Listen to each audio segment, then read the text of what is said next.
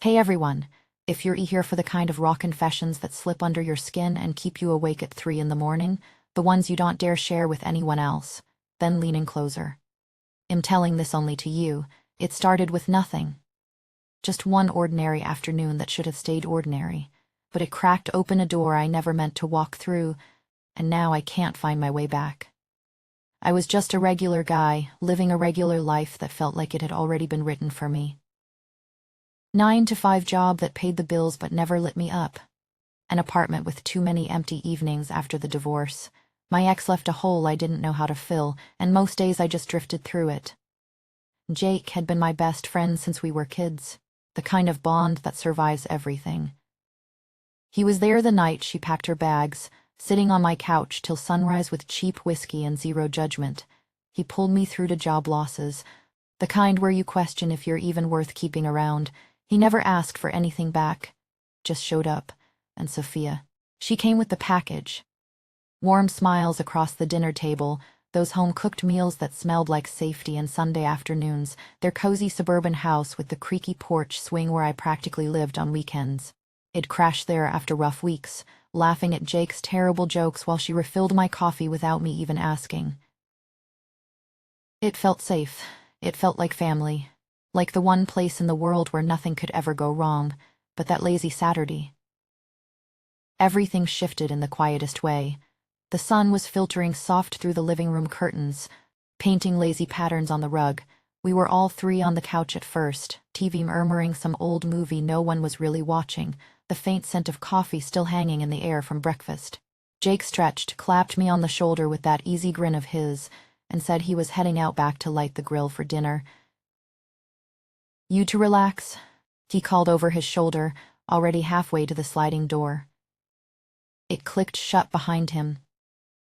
The backyard gate creaked open a second later, and then silence. The room suddenly felt too small, too quiet. Sophia was right there beside me on the couch, her knee almost brushing mine on the cushion, close enough that I could feel the warmth radiating from her side through the thin fabric of her summer dress. Her perfume drifted over. Soft lavender and something warmer like musk after rain, wrapping around me before I could stop it. I tried to keep my eyes on the TV screen, but my pulse had already started the slow, heavy thud in my ears. Shess Jake's wife. My best friend's wife. This is family. The words looped in my head like a warning I was already ignoring. I shifted slightly, pretending to get more comfortable, but our elbows grazed for half a second. Just enough to send this electric little spark up my arm that I hated myself for noticing. My breath caught, shallow and uneven. I could hear my own heartbeat now, louder than the TV. Why did the air feel thicker, heavier, like it was pressing us closer without either of us moving? I glanced sideways, her profile in the soft light, the way a strand of hair had slipped loose against her cheek, and something inside me tightened with guilt so sharp it almost hurt. Jake saved me more times than I can count. He stood in my corner when the rest of the world walked away. How could I even let mine wander here? Even for a breath, I told myself to stop, to laugh it off inside my head, to remember the safe, family feeling that had always lived in this house, but the quiet kept stretching. And the warmth from her side never moved away. My fingers rested on the cushion between us, an inch from hers, and ice where the space between them felt alive. Humming with something I didn't have a name for yet. I swallowed hard, throat dry, mind screaming at me to get up, to go help Jake outside, to break whatever this was before it even started. But I stayed, and in that small, quiet room with the TV murmuring like it was trying to fill the space we couldn't, I felt the first real crack in everything I thought I knew about loyalty. My chest ached with it. This pull I couldn't name, this shame I couldn't shake, and I wondered if she could feel the air changing too. She shifted on the cushion then, turning toward me so slowly it felt deliberate, like the room itself was holding its breath with us. Our eyes locked in that hush, and her voice dropped low, velvet soft, like it was meant only for the space between us. You know, you've got this quiet intensity that Jake could never match. It's honestly seductive. The words hung there, heavy as storm clouds rolling in, her lavender musk perfume wrapped around me like a secret I wasn't supposed to keep, pulling me under before I could push back. My pulse slammed hard in my ears, drowning out the TV's murmur. In that single breath, something dormant inside me woke up hard, stretching awake with a hunger I instantly wanted to bury. I forced a laugh, but it came out shaky, cheeks burning hot enough to shame me. "Sophia, come on, that's not funny. Jake's right outside." I stood up fast, my heart hammering against my ribs like it was trying to escape this moment. Already I hated myself for the heat that shot straight through me, low and insistent, making my skin feel too tight. Inside, I was screaming, "Shess, your best friend's wife. Shut this down now. Jake's out there flipping burgers like nothing's wrong, trusting me in his house. With his wife. What the hell is wrong with me?" But my feet didn't carry me to the door. They stayed rooted while she just smiled, that small curve of her lips that made the air feel even thicker. I mumbled something about checking on the grill, my voice rough, and slipped outside. The screen door slapping shut behind me like a slap of reality. The backyard smelled of charcoal and summer grass, Jake waving me over with a beer in hand, clueless. I grabbed it, took a long pull, trying to wash down the echo of her words. Quiet intensity. Seductive. They looped in my head all through dinner, every time her gaze flicked my way across the table. The invitations kept coming after that, innocent as ever on the surface. I was over there almost every weekend helping with yard work, fixing shelves that didn't really need it. Sitting through those family dinners where the laughter felt a little too bright. Every shared space started feeling charged, like static before lightning.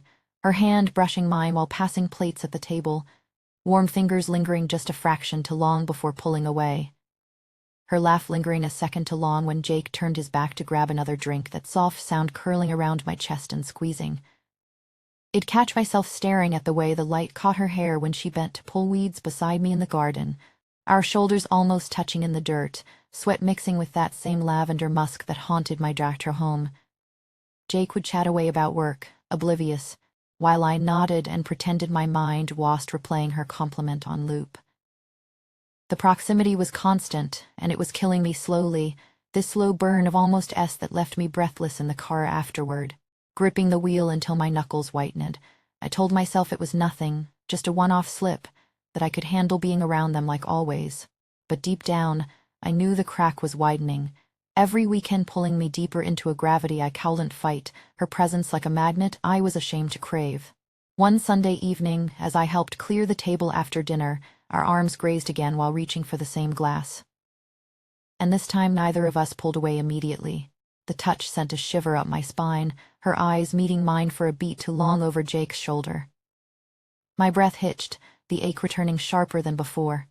How much longer could I pretend this was still safe? Nights alone in my apartment turned into this endless loop I couldn't escape, the kind where the room feels too small and the silence too loud. I'd replay her words until they pressed against my ribs, quiet intensity, seductive, and my body would tighten at the memory of that lavender musk drifting close enough to taste. Jake saved my life more than once, dragged me out of situations no one else would touch. Yet here I was letting the thought of his wife pull me under like a current I pretended I could swim against. The guilt sat heavy on my lungs, crushing every breath into something sharp and guilty. But the obsession only grew heavier, wrapping tighter until I couldn't inhale without her name echoing somewhere deep I didn't want to name. How long before the wanting swallowed the shame whole?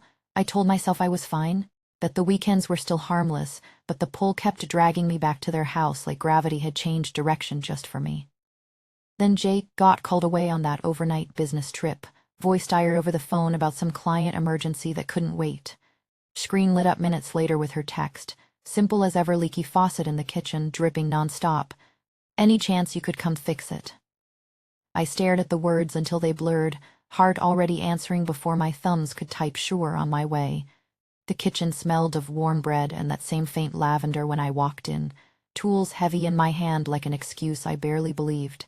We ended up cracking open a bottle of wine because the drip took longer than expected, and somehow Unchained Melody started playing soft from her phone on the counter, the notes curling low around us like a secret neither of us had invited. Her hand rested on my arm while she passed me a glass, the silk of her blouse warm under my fingers, heat bleeding through fabric in a way that made the air feel suddenly thin. I forgot how to breathe right then. The dam broke without warning, our mouths meeting deep and desperate, unstoppable.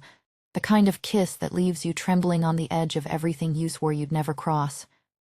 No going back after that, not when her breath hitched against mine like surrender dressed up as accident. Afterward, the guilt crashed in like a cold wave I hadn't seen coming, slamming hard enough to steal the high for one awful second. But the high rushed right back stronger, lifting me until my hands shook with how alive it made me feel. She whispered against my neck, breath warm and unsteady, "You make me feel alive again," and those words sank straight into the ache I'd been carrying, addictive in a way that scared me more than the kiss itself. Midnight texts started arriving like stolen breaths, her words glowing on my screen when the world was asleep, pulling me back into that hidden rhythm we now shared. Stolen kisses in the hallway when Jake's voice drifted up from downstairs, quick and breathless, her fingers brushing my jaw like she couldn't quite let go yet. The secrecy wrapped around us both like something precious and ours alone, a fragile world where the almost S had finally tipped over into something real, even if it meant carrying the weight of what we'd done in silence every single day. But even as her laugh lingered soft in my ear that first stolen night, a small crack of realization opened inside me. This hunger wasn't going to stay quiet forever, and part of me already knew the next time her hand found mine it might not let go at all. It started slipping into place like a second heartbeat I couldn't silence, those late-night drives when Jake texted about another overtime shift swallowing his evening whole. I'd pull up under the streeteltwide with some half-baked excuse about borrowing a torch light, heart already hammering before the door even opened. The guest room waited at the end of the hall, door clicking shut with a sound softer than a held breath, and suddenly the space between us shrank until her lavender musk scent wrapped around me like warm fog, clinging to my collar for days afterward no matter how many times I washed the shirt. I told myself it was harmless rhythm, nothing more. He's always buried in work, eyes distant even when he sat right beside her at dinner. She deserves to feel wanted, seen in the way his tired voice no longer managed. The war inside me never quieted, fingers twitching at my sides while her hand hovered an inch from mine on the counter, breath catching as if the air itself had grown to heavy. Yet every time that almost touch happened, the ache drowned the shame, pulling me under until I surfaced gasping, convinced this was the last time. We grew bolder in the quiet hours, bodies drawn close on the edge of the guest bed while rain tapped the window like a warning we both ignored. Her fingers would brush my wrist passing a glass of water, warmth bleeding through skin, and I'd forget how to speak, how to remember whose house this was.